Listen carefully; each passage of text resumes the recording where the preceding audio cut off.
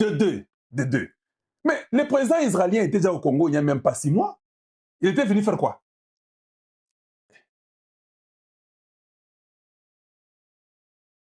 Est-ce que ça, c'est là où je suis ou bien ce n'est pas là où je suis un instant? Voilà. Était venu au Congo il n'y a même pas 6 mois. Je vous pose la question. Combien de fois vous avez vu un président israélien au Congo démocratique?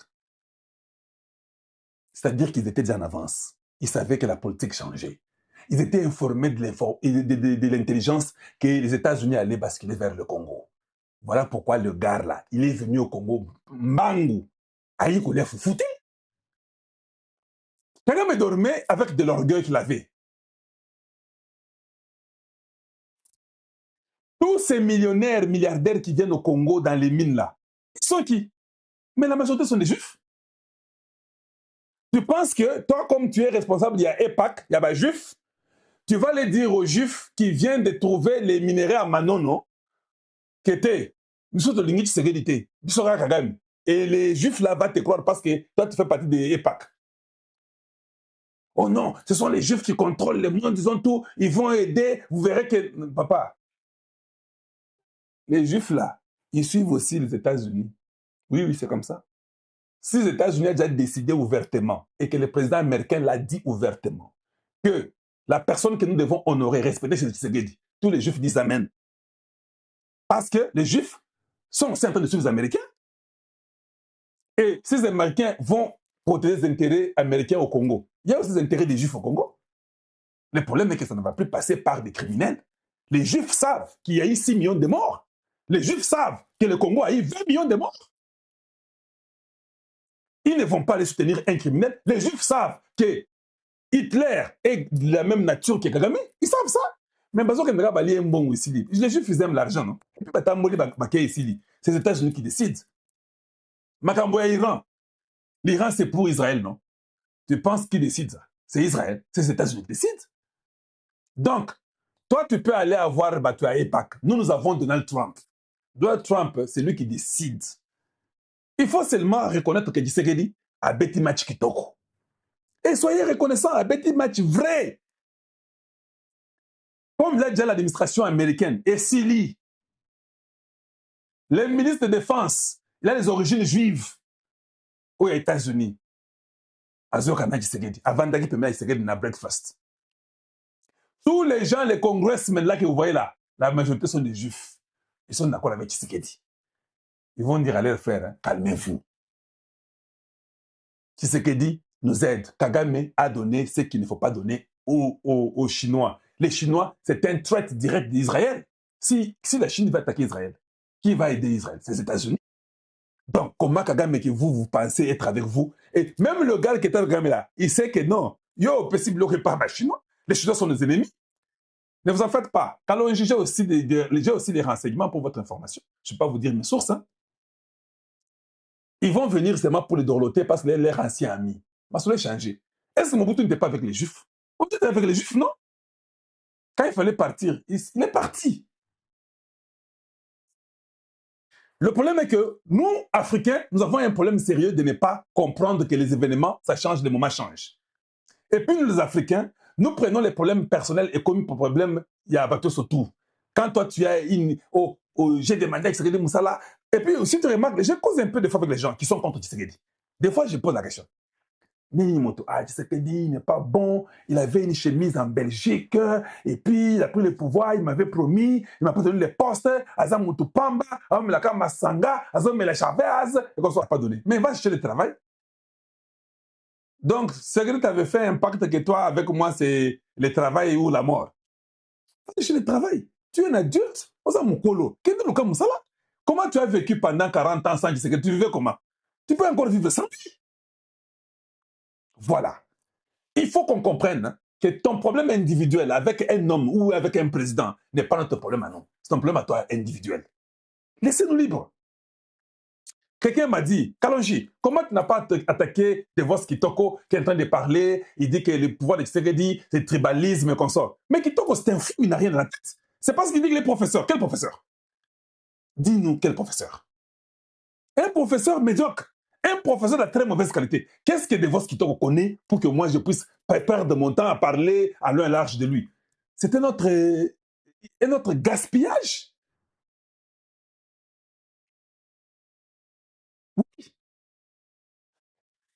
Je dis bien, vous êtes un parti politique. Qu'est-ce qui fait que, depuis que Tshisekedi est président, ça fait 5 ans ou 7 ans, vous n'avez jamais implanté votre parti, même dans une province tierce. Vous avez que 2 permanences à Kinshasa. 7 ans au Bimba. Vous pensez que Bateau Nzamba est là, on va venir vous voter, vous? Je parle de les idées. Ça fait 7 ans que vous avez 2 permanences à Kinshasa. Vous n'êtes ni au Katanga, ni à Kinshasa, ni au Congo central, ni au Bandundu, ni à l'Équateur, ni dans les Maniema, ni dans la province orientale, ni... Dites-moi un peu, dites-moi. Vous devez montrer encore votre capable, bien aimé. Soyez quand même sérieux. Vous avez parti en Zala. Et c'est comme ça que les Congolais vivent. Ils vivent ce sont des mendiants. Ce sont des mendiants. On peut monter, descendre. Regarde la bosse Nagaté. Mouzito avait dit que non, nous allons faire tout pour que les investisseurs ne viennent pas. Mouzito commence à travailler avec Tshisekedi. Non, c'est là. Ah, mais investisseur. Non, tu as kaka. Jour où on a Gosimba Mouzito, tu avais dit que on va tout faire que les investisseurs ne viennent pas. Donc vous êtes des politiciens en Zala. Quand Tshisekedi vous donne un poste, tout change. Il faut qu'on change la constitution. Maintenant, Tshisekedi est le meilleur. Et puis, mais finalement, quel genre de personne êtes-vous? Sans position. Là, je n'ai jamais changé ma position. Vous ne trouvez pas que c'est une honte qu'un jeune garçon du nom de Kalojan Moulumba, ça fait 7 ans, dans la même position, il ne la change pas. Vous deviez inutile, vous avez vos positions comme des femmes prostituées. Vous ne trouvez pas que ce n'est pas bon? Qu'est-ce que vous enseignez à nos enfants? Donc, les Devos Kitoko sont des touris, des détraqués politiques. Ils parlent pour son intérêt, ils ne parlent pas pour le Congo. Vous avez entendu Jean-Marc Aboun, non? Jean-Marc Aboun nous dit que non, il y a les ADF Nalou, il y a les Codeco, et il y a ceux qui sont Cadeco, ceux qui Codeco n'a habité, il y a les M23. Nous devons nous asseoir, causer avec eux pour qu'on écoute tout le monde. Le problème du Congo est profond. Ok, d'accord, d'accord. Aux Azobate, permettez-moi le terme. Donc, toute personne qui peut aller prendre une arme, violer une femme, il s'appelle un groupe, je ne sais pas, si, ou bien CCC, ou bien Popopo, ou bien VVV, et tu 10 personnes, il faut causer avec lui sur des problèmes profonds. Il faut qu'ils viennent, qu'ils soient à la table. C'est ça qu'ils ont besoin de battre. Donc, votre politique, c'est parce que vous ne vous retrouvez pas. Comme vous ne vous retrouvez pas, vous demandez que tout le monde puisse venir. Non. Un pays des patriotes. C'est pourquoi je dois vous prêcher le patriotisme. Un pays des patriotes, un pays des Congolais de la bonne qualité, doivent d'abord dire, hein, personne qui a touché l'arme, que ce soit dans quel sens pour faire ce qu'il a fait, n'a pas droit à s'asseoir à table avec les Congolais. Et tout opposant doit aussi croire comme ça que, pas de question. Moi, j'ai fait l'opposition, je n'ai pas pris l'arme. Toi, tu as pris l'arme. Je vais m'asseoir avec toi, pourquoi? Toi, tu es de la catégorie des gens qui sont condamnés. Tu as tué nos familles. Même le fait de la moralité ne vous enseigne-t-elle pas que tu as tué déjà les gens? On ne peut pas s'asseoir avec toi parce que... Donc, vous négligez les Congolais. Vous allez chercher les votes des Congolais. Vous chercherez leur voix. Mais ces Congolais-là sont tués, sont violés, sont détruits, sont tués. Les familles sont disloquées et démantelées. Mais vous faites confiance à ceux qui ont pris les armes. Vous laissez ceux-là qui sont meurtris et qui sont délaissés et qui sont détruits. À la fin, vous leur demanderez leur vote pour qu'ils vous votent afin que vous redeveniez encore peut-être candidat ou quoi, ou député. Vous n'êtes pas sérieux, hein? Vous avez un doki. Vous êtes très moins sérieux. Il faut que cela change. Il faut que cela change. Nous pensons que vous commencez à utiliser les gens pour vos propres intérêts individuels et ce n'est pas correct. Donc, vous n'êtes pas des gens qui... Parce que moi, je pensais que les partis politiques, ce sont les avocats des innocents. Ils représentent la logique du peuple pour un bon fonctionnement, une bonne gestion. Non. Vous, ce sont vos intérêts. La gestion de la nation ne vous intéresse même pas. Parce que ceux qui tuent, vous les amenez à table. Ils tuent le peuple que vous voulez servir. Comment vous voulez mettre à table celui qui tue le peuple que vous voulez servir? Et vous me dites que non, les Kabondes, les Devos Kitoko, tous ces voyous, les fayoulous, des gens déjà, des moribonds mentaux, il n'y a rien dedans. Ils sont en train de voir peut-être comment ils vont vivre. Kabound, n'est-ce pas toi qui Mwanga tu t'avais donné l'argent au Mongo à Rubaya? C'est pourquoi tu défends les M23? Dis-nous un peu. Et ça, Mongo Oyo, Mwanga tu as payé ça yo. Pour Mwanga tu as payé ça yo à financer. Ouais, tu y es dit. Que Mwanga tu as payé ça yo Mongo. Et d'ailleurs, il faut qu'il y ait un cours, il faut bakanga yo le sous. Comment tu peux prendre l'argent des touristes? Le Mongo, tu as payé Mongo. Tu as une dette des M23 en fait. C'est pourquoi tu es en train de rebêter ta masolo na bango pour leur dire que dette n'a pas de sili. Na bête le masolo, na le bique dialogue ezala. Je peux vous le dire, dialogue ezala te. Il faut être fou pourquoi il y aura le dialogue. Kagame dans les tourments. Ça chauffe Amine Moué, Samataba en fuite. Ni nezali kolekana. Mbote na bino ba Congolais. De partout où vous allez kolanda biso, na chaîne na bino, chaîne na biso, tozana esengo. Bande ko ba Congolais, koya ko célébrer na bino, ba bonne nouvelle. Oyo toye na ngolelo bandeko, ezali ebele na makambo Italie, la République démocratique du Congo mboka na bino, mboka na biso. Bandeko, je pense que bomoni nazana esengo. So botale longo na ngai. Boko yokaki boko mona ke nazana esengo. Et esengo ezali pamba te. C'est parce que nanu to viva tant lokola oyo te. Tant moko spectaculaire bandeko, tant historique. Dans makambo Italie, la République démocratique du Congo. Alors to solo bandeko ba Congolais. Bino bobo melanga kaka li futi na ngai ya ba jamais. Et puis, vous s'abonnez massivement, partagez l'émission. Pour que bande ko ba Congolais, il y a partout ba yeba pe ozali kolekana. Alors, kotika yango boité parce que bande ko to ko bunda la guerre médiatique. To bunda guerre médiatique, to bunda guerre na banguna. Donc, étant un véritable Congolais, vous êtes obligé de partager l'émission, d'aimer, de commenter. Paul Kagame bandeko ba Congolais, orgueil oyo boyoka ki asalaki na yango liboso ya bayi américain.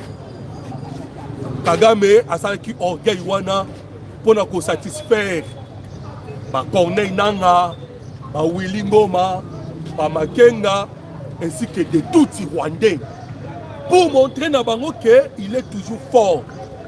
Zokande Kagame c'est un tigre à papier. Bandeko, c'est un tigre, mais il y a papier.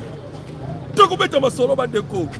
On comprend que Kagame a un tigre à papier sur ce qui vient de se passer aux États-Unis d'Amérique. Voilà pourquoi je vous ai dit que un de ses proches a eu coup et a koki kobata mate abimi na poisa. Okoyeba yango na kati émission. Bandeko, Kagame ti alobaki na Donald Trump foolish. Sanctionne, James Kabarebe, sanctionne. Oh, nous, le Rwanda, nous n'allons pas laisser. Nous allons combattre. Kagame disait cela, les Akinde orgueil. Mais Yokasko, révélation choquante. Révélation choquante.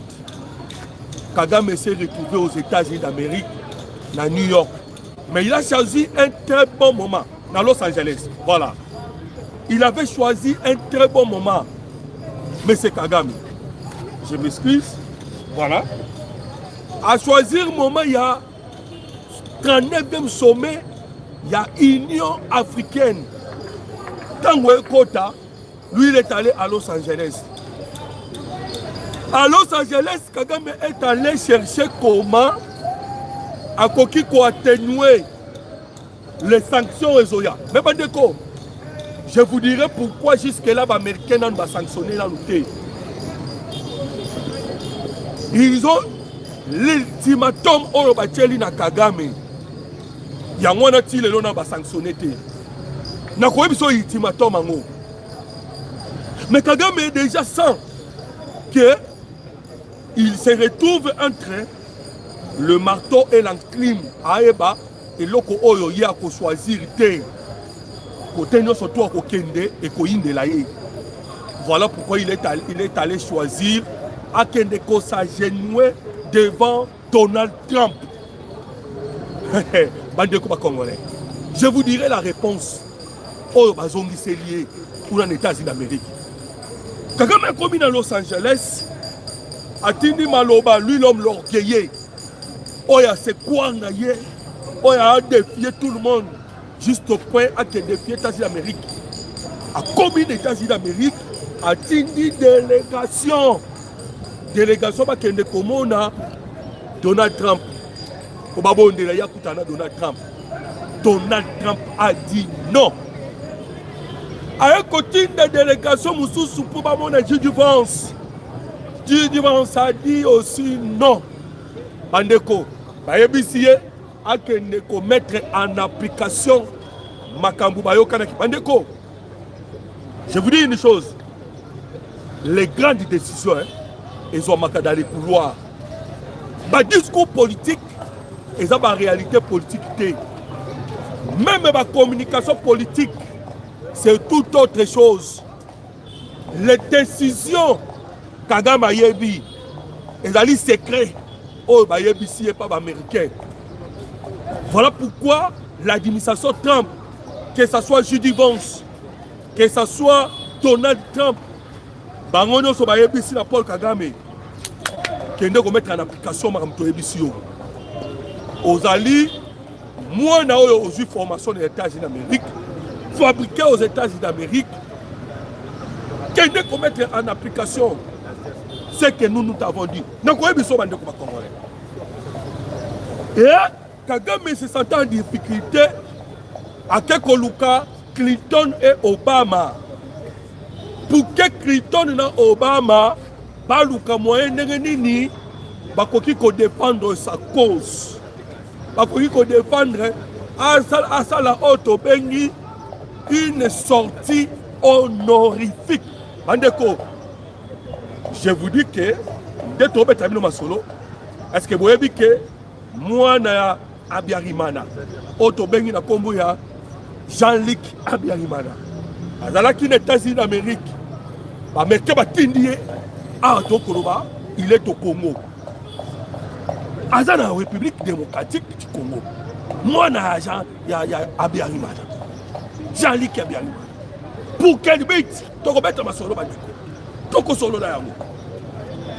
Mais déjà Kagame, après avoir échoué, kokutana na administration Trump. Après avoir échoué, kokutana na J.D. Vance. C'est le tour maintenant d'Obama qui humilie Paul Kagame. Bandeko. Kagame humilié par Obama. Bandeko. Obama a yébisi Kagame boy. Paul Kagame s'y a commis une erreur grave de t'opposer à Donald Trump. Ce monsieur-là, c'est un fou. Parce que même Bisso, nous, tous Bandeko. Wana Obama n'a eu bisa Kagame que bango moko démocrate, ils sont en difficulté devant monsieur Donald Trump. Bandeko. Difficulté aux démocrates, même la France. Vous avez vu les français. Et la guerre que Donald Trump a lancée, Donald Trump a abondé contre le système.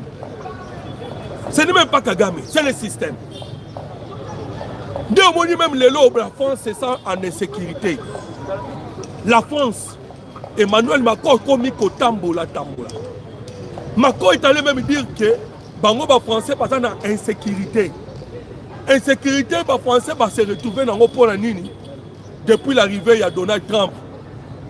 Pourquoi? Parce que Donald Trump a créé un conseil de paix. Dans le conseil de paix wana akobenga africain 47 pays déjà basi ba adhérer dans le conseil de paix. Et vous comprenez maintenant que 45 pays ba adhérer dans le conseil de paix ont créé par les Américains. En quelque sorte, Donald Trump a pété à frappe dans le Conseil de sécurité. Vous avez vu que dans le Conseil de sécurité, nous avons 5 membres permanents et 5 membres non permanents. Et ben non membre permanent on a les 5, c'est la forme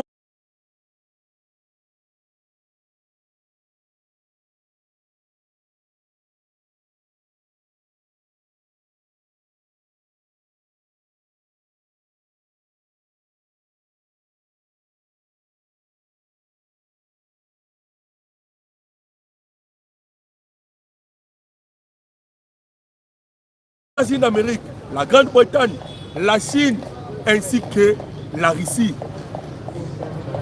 Bon, Afrique, avec plus de 1 million de personnes, toi, non. Déjà, cette politique, il y a Donald Trump et compliqué déjà Emmanuel Macron. Pourquoi? Parce que même le pays à AIS va rejeter Emmanuel, va rejeter France. La France s'isole. La France maintenant, c'est sans sécurité. Or, puisque la France est en train de s'isoler, puisque la France est en difficulté, c'est la RDC. Pour avoir la souveraineté. Et maintenant, tu sais qu'il devient de plus en plus fort dans le Congolais. Paul Kagame, maintenant, après avoir négocié pour rencontrer Trump, va atténuer la situation pour qu'à ça la sortie honorifique dans le sol congolais, parce que vous vous souvenez, Kagame alobaka boye soki boye bisouté, je vous rappelle. Ndenge basoda na biso bakoti na butu, bakoki pe kobima na butu. Il suffit qu'à Tshisekedi andima dialogue. Il était tellement sûr de lui, à tel point qu'il a dit que le problème est que Tshisekedi andima dialogue. Ce que Tshisekedi andima dialogue, basoda ne bakobima na sol congolais, na butu. Il voulait que Asala Makambu, comme d'habitude, n'ait pas de ça na Hippolyte Kanambe. Bandeko Congolais.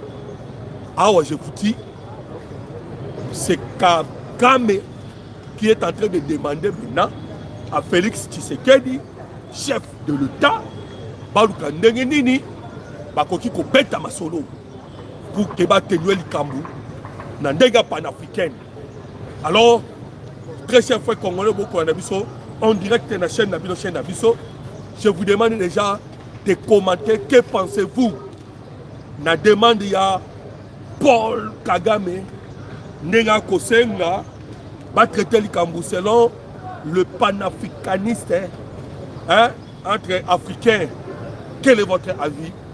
Nadossé Wan Bandeko. À vous, le clavier Bandeko, nous attendons vos commentaires. Mais, Yokasuko, c'est proche. Il y a Paul Kagame à l'Eli. Bandeko, Bino Bolandaka biso souvent déjà na yebisa bino plusieurs fois. À chaque fois que Paul Kagame azalaka en difficulté, okomona Senkwa Bimaka, okomona Moïse Katumbi abimi. Okomona la France abimi. Ndeto beta masolo. L'Union européenne a tindi na niveau États-Unis d'Amérique. Na Goma, Union européenne. A tindi na Goma, commission oyo ya humanitaire. Bakende ko examiner ndenge nini bawanda ko komisa ba don ya don humanitaire na ba population ya Est ya République démocratique du Congo. Là, c'est l'Union européenne. Et Boyebi, l'Union européenne est bien. Dernièrement, à une conférence au Salamaki, il y a National Prayer. Vous avez entendu, Congolais, déclaration de l'Union européenne. L'Union européenne a l'obaki nini. A l'obaki politique. Il y a Donald Trump et d'aller mettre en difficulté les Européens et surtout dans Makambotali, les minéraux critiques. Mais la combien de l'opération sur le bande de Congolais que Makambo est à Tshisekedi. Ndenge baluki baya na Goma est allié. Le président Tshisekedi a continué à enfoncer les clous. A continué à enfoncer les clous. Parce que lobby dans le conseil des ministres, BBC, la stratégie de captation et de sécurisation des flux d'or en République démocratique du Congo. Donc c'est-à-dire, qu'on va extraire or, bénéfice nyonso l'état congolais alobi azobanda contrôle sur yango wana pe tokobeta masolo bandeko ezali kudir mpona bayi rwandais mpona bayi ougandais et mpe mpona bayi union européenne jamais balinga tosala contrôle ya or na kati a tokoloba guerre ya est république démocratique du Congo ezali na deux minéraux oyo ezali essentiel oyo eza cause ya guerre ezali tantale ezali pena or sikoyo tolance maintenant captation et gestion ya baflix nyonso ya or ya république démocratique du Congo. Alors ozo comprendre que Tshisekedi a reculé te dernièrement boyokaki 600 titres miniers oh l'état congolais a récupéré bamafia baleli baobasanjo banani bango tout baleli awa nde eza boye Tshisekedi ne fait que avancer bandeko tokobeta masolo tokosolola on comprend maintenant que Kagame est en difficulté mbala moko Moïse Katumbi abimi ndenge na uti koyebisa bino quand Kagame est en difficulté batraître babimaka de soi-disant congolais Moïse Katumbi abimi oh non biso tolobi il faut le dialogue on ne peut pas laisser le changement de la constitution bandeko Kagame Katumbi aloba ba bêtise wana nyonso tout libanda et nous avons compris mais bandeko Katumbi abimi ka ye mon côté Katumbi abimi Kabundi abimi et puis c'est Robert Wape abimi les trois là babimi lobi na média na lombango mingi pour na kosala ba déclaration par rapport ya makambo sur le terrain mais oui pourquoi babimi ils ont tenté du 11 au 18 février bazaki ko tenté bazaki ko penser que du 11 au 18 février et là comment comme malongé ko kobima voilà pourquoi la bête libino solo que na quatre espace à temps wana Paul Kagame a quel état sud-Amérique mais na sima azui colonel Ndakisa qui est un Rwandais tout fait oh à ce point qui Moussa Palobi lui il est capable de relever les défis Yaminembwe bandeko je ne ouvre pas la parenthèse pour vous expliquer profondément le nœud de la guerre. On dit guerre autour de la SRDC. Et ça nous nous guerre psychologique. Pourquoi psychologique? Kagame aya kana Lukuta wana pour justifier guerre dans Lukuta wana. Il a essayé avec le FDLR. Il a essayé avec les tout ils sont marginalisés. Il a essayé avec les Banyarwanda. Il a essayé avec les Swahiliphones. Donc, à Luka, Komeka, Kobimisa, Bamo, titre, on peut permettre à la guerre dans la République démocratique du Congo, bande de Congolais, Simbarakate. Sikoyo, tellement que zone FDLR, Bazalaka, de bon va contrôler, tellement que Batouti, Bana zone va contrôler, tellement, il manque maintenant des arguments. Alors, argument, comment ils ont pour ça? Et ça, argument, il y a nini, il y a Banyamulenge. Voilà pourquoi Abimi ça qui 7500 commandos. Oh, yoka ki nanga présentant qui? Njoka bam PC. Abimi 7500 commandos. Ndakisa wana colonel Ndakisa. Alobi, il y a une capacité. Il y a qu'on relever les défis. Bazu Samatama, Baché Pembeni. Babi Samatama, yo tikana Ndakisa. A quoi t'as récupéré biso? Minembwe. Badeko. Du 11 au 18. Du 11 au 18, pourquoi? Parce que le FRDC, Badeko, n'a pas communiqué à FRDC, il y a Liboso pe ami balé. Parce que on a coupé tout solo que l'attaque est lancée déjà pour la récupération de Goma et Bukavu. na kotangela yo okoyoka réaction ya FRDC. Mais na mokolo oyo na uti koloba ya le 11 février 2026 otozali le FRDC wana koloba gouvernement congolais akomaki mukanda pour dire que nous lançons notre respect au cessez-le-feu décidé na Angola. Quand on commence à trouver M23, pour bango peut pas respecter cessez-le-feu, bango va le bioter, donc on respecter les 18. On comprend maintenant, ils ont voulu faire la bataille à travers 7500 commandos dans le pendant les 11 till les 18. Donc, va promettre l'oreille, ok. Puis, on va respecter les 18. En d'autres termes, mettons le bas, on va lobby que il faut pas récupérer nous Minembwe, sauf que Minembwe, après on va dire respect, c'est le fait. Alors, on va dire que Ndakisa a eu troupe, on va dire que quota. Alors, on va dire que FADC va commander un système où va commander un bandeko. Très expérimenté, bandeko. Je vous dis que la guerre est tout ce qui coopère de Yango. Na ba trahison, na bitumbate. Kakaboye, nous avons constaté que l'armée rwandaise est très faible à tel point que même les Wazalendo, Wazalendo va récupérer Mabele facilement. Et ils sont tellement faibles. Bandeko, vous voyez que la guerre Otobundaka en 1885, au État indépendant du Congo et Botamaka, lorsque le Rwanda et l'Ouganda le Rwanda et le Burundi, bazalaka na sol congolais. Banani bachasaki armée à Makassi Allemagne à l'époque. Vous voyez bien que Hitler a formé armée à Makassi.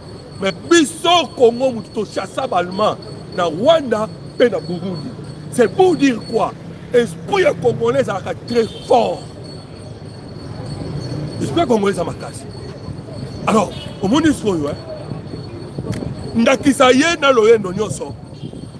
Et tout ça, il y a un système de cercle. Un secret, Kagame a dit 8 bataillons. Il y a un camion Fizo, un quota. Et il faut que ça soit mon équipe. Et il y a qui bitumba pamba te. Il y a la guerre technologique avec des drones kamikazes, avec tous les équipements sophistiqués, des armes sophistiquées. Oyo Antonio Guterres avec Kokanga. Et ils ont des armes sophistiquées. Mais Tégré va perdre des armes sophistiquées au Kozana idée. Vous n'aurez même pas les idées de Congolais. Alors, comprenez maintenant qu'est-ce qui s'est passé. Par Koti, les FARDC va percer construire dans le Kobawaza Lendo. Botika Bango Bakota. Botika Bango Bakota. Bazo Kota. Bongo. Na kokota na bango baye kokoma tina point 0 mais bakoma ki point 0 à quelques kilomètres na point 0. Alors bon bazaka na habitude bandeko parce que je vous ai dit que la guerre oyo bon ba bunango système ya guerre psychologique, c'est-à-dire ils produisent des informations mensongères bazo tindi kango liboso dia to 0.0 dia to 0.0 bandeko ba Congolais. Déjà, Steve Wimbi, autobengaka réseau numérique rwandaise, Panza qui dans 0.0, parce que tu expliques qui vient dans la émission les Kanaki, que 0.0 est la lification, est la place très important. Pourquoi important? Si tu occupes 0.0, Bandeko, on a maintenant la possibilité, il y a qu'on lancer une bataille de Kalemi, vous avez un moyen de na maniema. Mais si vous avez 0.0, bande koba congolais, base na bango, autobenga base arrière, parce que tchaki minduki, bataki ezaki na lemera. Les FADC va tiki bango. Kaka tango bandi ko ganga ke to 0.0, nde tango frappe bandi. Oyebi système to bundela bango. Système to bundela bango to matcha ba drone de frappe. Et là la likolo frappe à 4 heures, frappe à 5 heures. Et on a neutralisé le colonel Ndakisa. Tant que kaka to quoi ici, colonel Ndakisa oyo ya Rwanda oyo amibengi lokola azali congolais mais qui combat le Congo tango kaka tokweyisi ye batroupe nyonso tu bayaki elongo na Ndakisa bandeko bacongolais en débandade mwana na mwana pendana tout le monde si yazaza. Et je vous dis, dans le moment où vous terminé ma solo bande congolais, vous allez me permettre. Permettez-moi parce que Oyo Kayomoko Minembwe ça chauffe. Le FARDC contrôle 99% de Minembwe. Les caporales, Tobengue da caporal. Charles Sematama, Alliance, Charlotte Nyamatama, en deux patates. La déportation de Banyamulenge à Minembwe est envisageable par le bandit de caporal Charles Samatama, alias Charlotte Nyamatama. Beaucoup des enfants sont tombés sur les champs de bataille. Cette guerre de Moïse Nyarugabu et de Azaria Souroubewa est à sa fin. Qu'est-ce qu'ils ont fait après avoir subi frappe au Bakwa Isami? Babandi ko ça la déportation de basala ki na Uvira. Kaka ndenge boyoka ki basala ki na Uvira. Tangi bakomi koluka basala pe na Minembwe. Bazwa ba papa, bazwa ba mama, bazwa bana, bakena bango déportation. Pour quel but? Alors, pour quel but bandeko ba Congolais? Alors, on comprend que Kagame a reçu la guerre avec des stratégies en prenant des humains, en prenant des Congolais, comme des boucliers humains. Le combat bouclier humain,